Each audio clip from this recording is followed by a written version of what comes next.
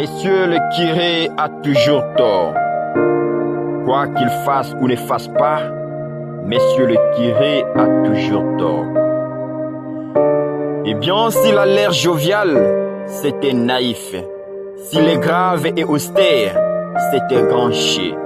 S'il est bel homme, pourquoi ne s'est-il pas marié? S'il est laid, personne n'a voulu de lui. S'il est gros, il ne se prive de rien. S'il est maigre, c'est un avare. S'il est grand, il nous regarde de haut. Et s'il est petit, on dirait un enfant des cœurs. Donc, monsieur le curé a toujours tort. S'il possède une voiture, il est trop attaché aux biens matériels. S'il va à pied, il ne va pas avec son temps. S'il va au café, c'est un ivrogne. S'il reste chez lui, c'est un sauvage. S'il visite de paroissiens, il fourre son nez partout. De toute façon, monsieur le curé a toujours tort. S'il reste au presbytère, il ne s'intéresse pas à ses ouailles. S'il va chez le pauvre, c'est un révolutionnaire. S'il va chez le bourgeois, c'est un mondain. S'il va chez les riches, c'est un intrigant. S'il délègue le travail aux laïcs, c'est un fainéant. S'il contrôle les activités, c'est un tyran. Donc, monsieur le curé a toujours tort. S'il prêche longtemps, il est ennuyé. S'il prêche court, il ne se fatigue pas beaucoup.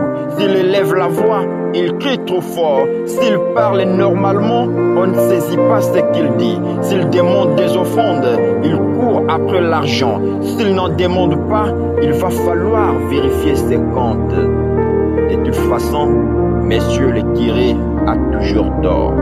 S'il organise des fêtes, il gaspille l'argent de la paroisse.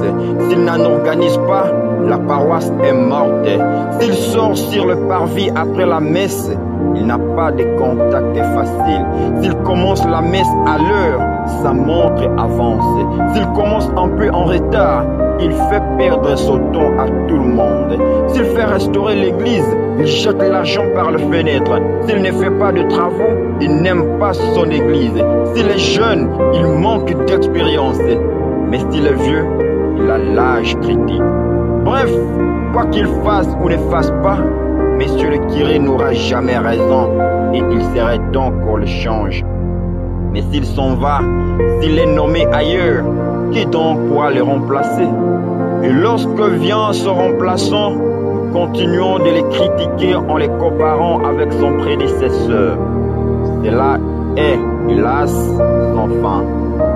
Donc ne critiquons pas le prêtre, ne les jugeons pas, mais prions pour eux, prions pour le prêtre.